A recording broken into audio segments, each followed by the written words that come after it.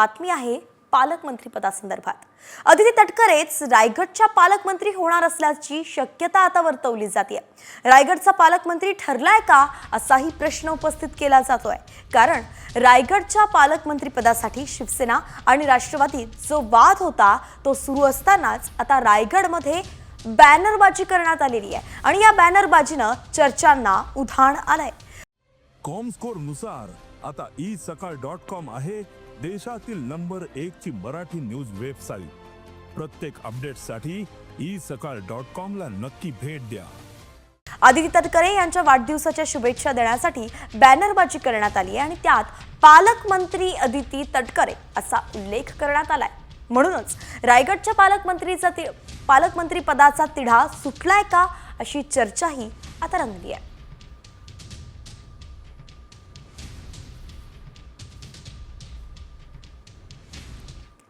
यानंतर आता आपण वळतोय टॉप 50 कडे। राज्यासहच देशभरातील बातम्यांचा वेगवान आढावा।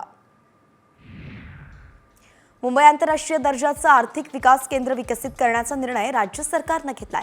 अर्थसंकल्पात नवी मुंबई आणि खारघर या ठिकाणी विकास केंद्रांची स्थापना करण्याची घोषणा करण्यात आली आहे। सोबतच नवी मुंबईत महामुंबई आंतरराष्ट्रीय बाजार स्थापन केला जाणार आहे। रोजगार वाढीसह विकासाला यामुळे चालना मिळेल। पुण्याच्या वाघोलीमध्ये अळी परिसरामध्ये नागरिकांनी पाण्यासाठी वणवण सुरू आहे। गेल्या 5 ते 6 दिवसांपासून नागरिक पाण्यासाठी भटकंती करतात। पाणी पुरवठा विभागाकडून पाणी पुरवठा खंडित झाल्याचं कोणतंही कारण न देता पाणी कपात केली जाते आणि म्हणून नागरिकांना मोठ्या समस्यांना सामोरं जावं लागतंय। मध्य आणि हार्बर मार्गावरती मेगा ब्लॉक घेण्यात आलाय। हार्बर मार्गावरती वाशी ते पनवेल ब्लॉक असणार आहे। ब्लॉक कालावधीमध्ये सीएसएमटी ते वाशी विशेष गाड्या सोडल्या जाणार आहेत आणि मध्य रेल्वेवरती सीएसएमटी ते कल्याण जलद मार्गावरती ब्लॉक असून ठाणे आणि कल्याण स्थानकांदरम्यान अप आणि डाऊन जलद मार्गावरती लोकल सेवा सुरू राहील। अवघ्या काही वर्षांपूर्वी बांधण्यात आलेल्या अकोल्यातील अकोट शेगाव महामार्गावरती मोठमोठ्या भेगा पडल्याचं पाहायला मिळत आहे। अकोट विधानसभा मतदारसंघातील देवरी फाटा, पाटसूल, दापुरा फाटा, पंचगव्हाण फाटा, आडसूळ फाटा ते अगदी शेगाव दरम्यान ठिकठिकाणी भेगा पडल्या आहेत। रस्त्याची दुरवस्था पाहून कंत्राटदारांच्या कामावरती प्रश्नचिन्ह उपस्थित होत आहे। फास्टॅग नसेल तर 1 एप्रिलपासून दुप्पट टोल भरावा लागणार आहे। राज्यातल्या MSRDCच्या टोल नाक्यांवरती फास्टॅग बंधनकारक करण्यात आलाय। टोल नाक्यांवरील वाहनांच्या रांगा कमी करण्यासाठीच हा निर्णय घेण्यात आलाय। पनवेल परिसरातील अनधिकृत शाळांवरती कारवाई करण्याचे आदेश शिक्षण आयुक्तांनी दिलेत। मात्र या शाळा अजून सुद्धा सुरू असल्याचं दिसतंय। यादी जाहीर करून सुद्धा बेकायदा शाळा सुरूच आहे आणि या प्रकरणी अद्याप एकही कारवाई करण्यात आलेली नाहीये। किल्ले शिवनेरीवरती मधमाशांनी हल्ला केलाय। शिवनेरी किल्ल्यावरील शिवाई देवी मंदिर परिसरात हा प्रकार घडलाय। किल्ल्यावरती आग्यामोहोळ उठल्यानं धावपळ सुद्धा झाली आहे। 10 ते 15 दुर्गप्रेमींना मधमाशांनी चावा घेतलाय।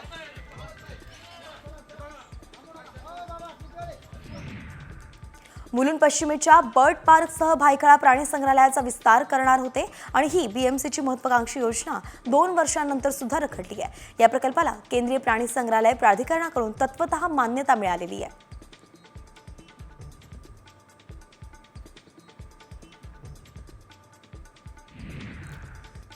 परभणीच्या शेळगावात अवैध दारू विक्रीमुळे ग्रामस्थ आक्रमक झालेत। गावात दारूबंदी करावी अन्यथा आंदोलन करू असा इशारा पोलिसांनी दिलाय।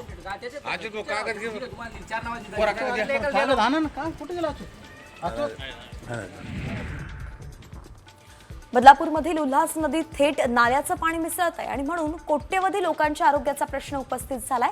यावरून प्रदूषण नियंत्रण मंडळासह राष्ट्रीय हरित लवादानं बदलापूर पालिकेचे कान टोचले, पण अजूनही परिस्थिती बदललेली नाहीये। नंदुरबारमध्ये 40°C तापमानाची नोंद झाली आहे। सततच्या वाढत्या तापमानामुळे जिल्ह्यातील नागरिकही त्रस्त झालेत।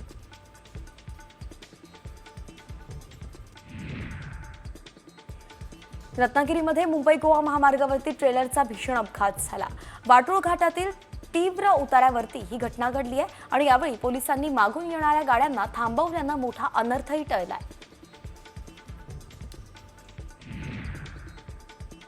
नांदेड अर्धापूर रस्त्यावरील पिंपळगाव पाटी जवळ अपघात झालेला। जखमींना उपचारासाठी आता नांदेडच्या शासकीय रुग्णालयात दाखल करण्यात आले।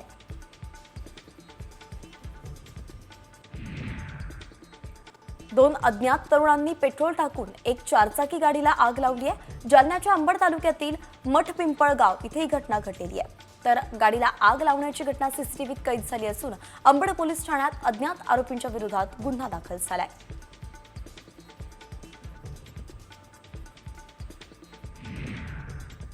जळगावच्या अमळनेर तालुक्यातील गांधली देवळीमध्ये शेतात अचानक आग लागली.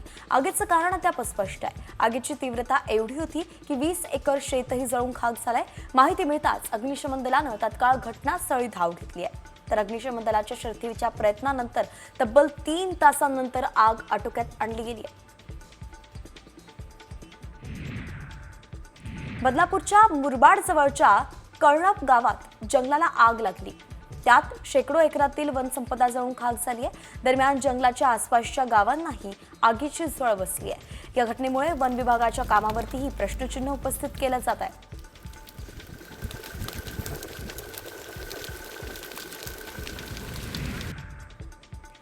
नाशिक जिल्ह्यात डोंगर जंगलांना अज्ञात व्यक्तींकडून आग लावण्याचे प्रकार घडत आहेत. या घटनांमुळे जंगलातील वनसंपदा, पशु यांना हानी पोहोचते. वन विभागाकडून कुठली कठोर पावलं उचलली जात नाहीत आणि म्हणून वनप्रेमींनी नाराजी व्यक्त केली आहे.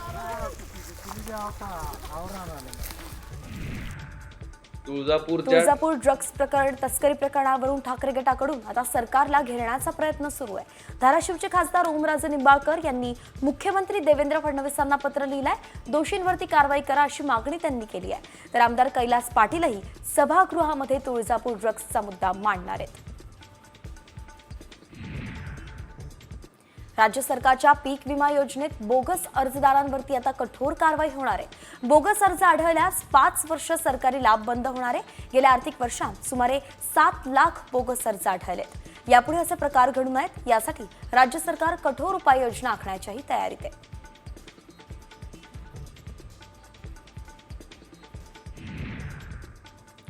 नांदगावमध्ये मोबाईल लुटणाऱ्या तिघांना अटक करण्यात आली आहे. तर एक आरोपी फरार झालाय. दरम्यान हे आरोपी रस्ता विचारण्याचा बहाणा करून मोबाईल लुटायचे तसंच चालकांवरती चाकू हल्ला करण्याचेही गंभीर प्रकार समोर आले.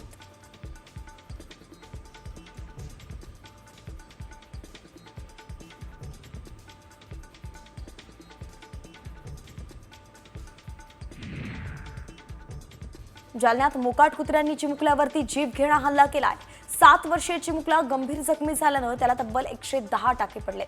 5 कुत्र्यांनी चिमुकल्याचे लचकेही तोडल्याची घटना घडली आहे. जालन्यात मोकाट कुत्र्यांनी हैदोस घातलाय.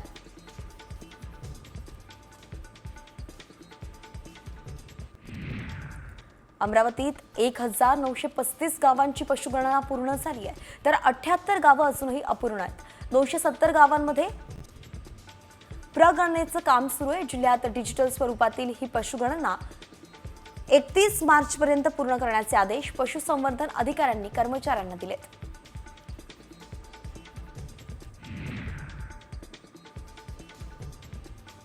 जगद्गुरू संत तुकाराम महाराजांचा 375वा बीज सोहळा आज साजरा होतोय.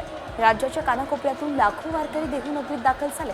देहूच्या मुख्य मंदिराला आकर्षक फुलांची सजावट करण्यात आली आहे. विद्युत रोषणाई सुद्धा करण्यात आली आहे. यंदा या बीज सोहळ्याची अमृत महोत्सव वर्षपूर्ती आहे.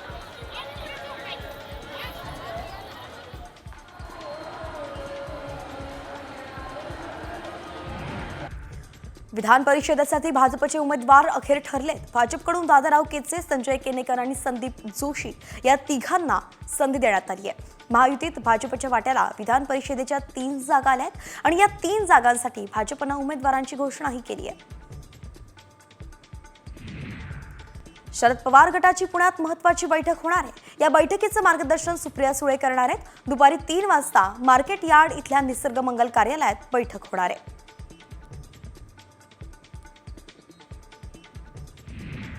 उद्योगपती गौतम अदानींनी मुख्यमंत्री देवेंद्र फडणवीसांची भेट घेतली आहे. दोघांमध्ये जवळपास 1.5 तास चर्चा झाली आहे. रात्री उशिरा सागर बंगल्यावरती ही भेट झाली आणि यावेळी विविध विकास प्रकल्पांवरती चर्चा झाल्याचीही माहिती आहे.